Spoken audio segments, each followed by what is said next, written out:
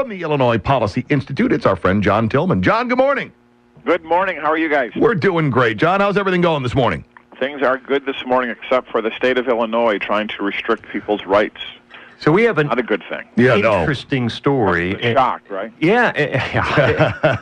It starts, we got to start back with the Harris v. Quinn decision, the Supreme Court decision that said home health care workers, parents taking care of sons and daughters in many cases, no longer had to no longer had mandatory dues. They didn't have to join the SEIU to do their job.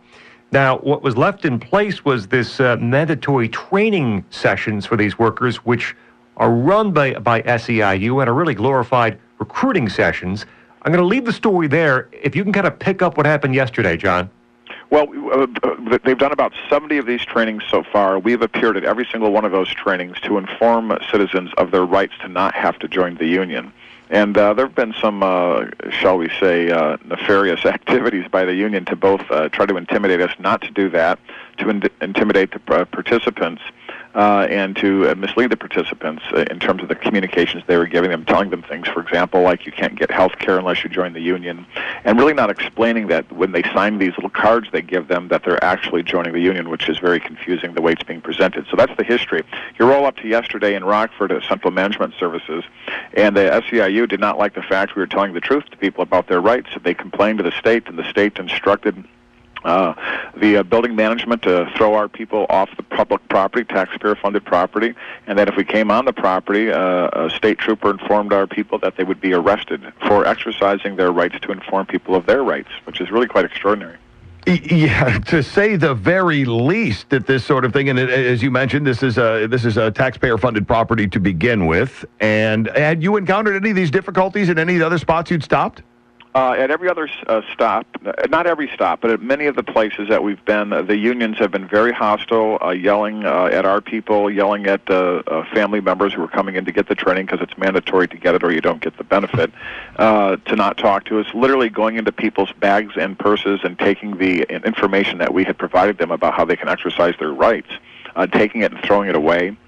And in general, using intimidation tactics right out of the old school, both with family members who are recipients of these benefits to force them to essentially coerce them into signing the union card without them realizing they're necessarily signing a union card. It really is outrageous, particularly because these are people who are taking care of their own family members. And these are often family members who are severely disabled, and they, of course, they are loved by their family. They want to take care of them.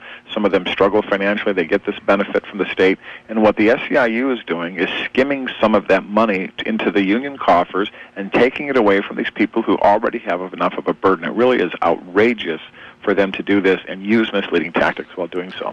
John Tillman, Illinois Policy Institute, illinoispolicy.org. It's Riley and Scott on WROK. What was the threatened charge for the arrest? It's public property. It's like the protest. You're not protesting, obviously, but it's like protesters at the State House. You go, and it's public property. What was the threatened charge? As amazing as it is, the charge would have been trespassing. Apparently, you cannot, as a taxpayer, trespass on public property that you pay for. Quite extraordinary. And then the other thing that is really outrageous about this, they tried to imply that the reason they had to do this was because our people were being unruly. And there were many witnesses around who came up to us after the fact, our team that was there after the fact, and said there was no misbehavior, there was no unruliness. They were trying to construct a narrative to justify this outrageous behavior where they're stopping people from learning their rights. And keep in mind one other thing, that this training was never done before. There was no mandatory training to get your benefit until after Harris versus Quinn, when the unions no longer could take this money through the way the law worked. They had to stop taking the money, and then they have to re-sign people up through this process. So suddenly they exercise the right that is administratively put forward by the state, and so the state is partnering with the SEIU, a private organization, paying them $2 million to do these trainings that they never did before, so obviously they really don't have any particular validity in terms of how somebody can take care of their own family member, all for the purpose of skimming money from people who already have great struggles in their lives. It's just incredible. Well, in these training sessions, which, is in quotes in this piece I'm looking at, and should be, my question, John, is, okay, people are there for a variety of reasons, and people are there for a variety, they're taking care of people with a variety of reasons behind it. How can these training sessions begin to cover what everyone there is coming to learn about? Well, of course they can, because every single person, every single family member who's being taken care of is unique. And that's why the family members want to take care of their own, because they know what's best for them more than somebody who doesn't live with them every single day. So the whole training is just a preposterous facade in order to get people to sign these cards. And that is, I think, it's just really outrageous that the Central Management Services and really the Quinn administration, in their outgoing last breath, this is just one of many things the Quinn administration has done. If ever you wanted to think about the soon-to-be former Governor Pat Quinn and his reputation, the fact that he would put the union interest ahead of people who are struggling to take care of somebody who's developmentally disabled is really outrageous and destroys his brand as a so-called reformer and putting the people first. He puts the union interest first as a payback here at the end and costs the taxpayers $2 million in spending that the state doesn't have. John Tillman, Illinois Policy Institute. I think you touched on it there, but the union, SEIU, is desperate for the new members after the Supreme Court ruling that there are no mandatory dues anymore. So they're desperate to do so. They can't necessarily prove their worth without these training sessions, quote unquote. They have time before, they have time during, they have time after these training sessions to distribute union membership cards, and who knows what happens to compel or to request that they be signed. Why is the state involved in this? Why is the state spending $2 million in sponsoring these glorified SEIU recruitment drives? Because the SEIU has been one of Governor Quinn's biggest supporters, and so this is a payback for the union as he leaves office to try to get them to reunionize everybody who may not want to be unionized. And remember, the reason that they have to go through this is because this was done by executive orders previously. Governor Blagojevich and Governor Quinn unionized people by executive order without people having all the information and having a full decision-making process.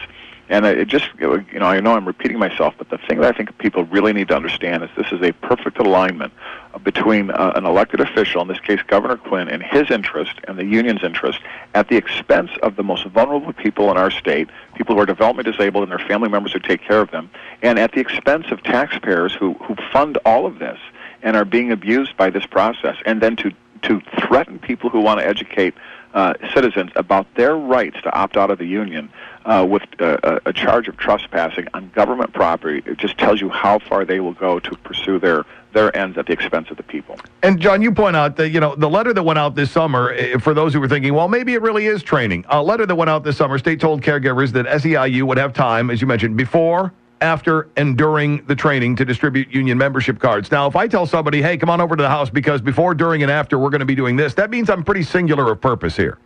That's exactly right. And if the concern was really for the care of these family members, the union's interest would not ever enter that. But of course, that isn't what this is about. And think about the other part of this. The SEIU is a private organization.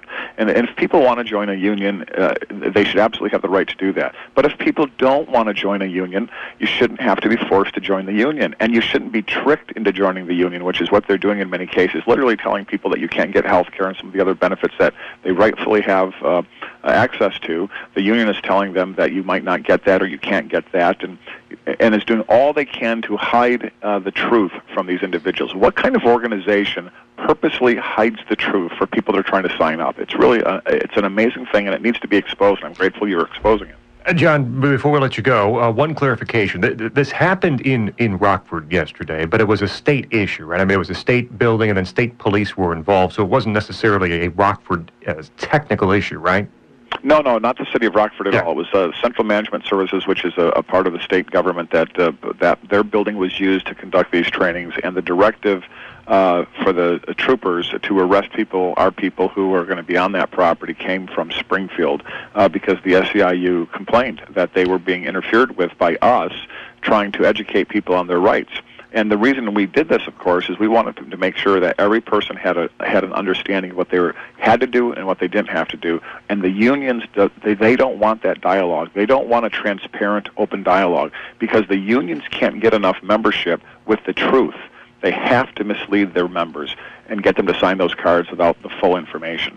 Now, it would be interesting if you could just line people up and let the union make their presentation, let somebody like us or another organization make the presentation, and let people choose.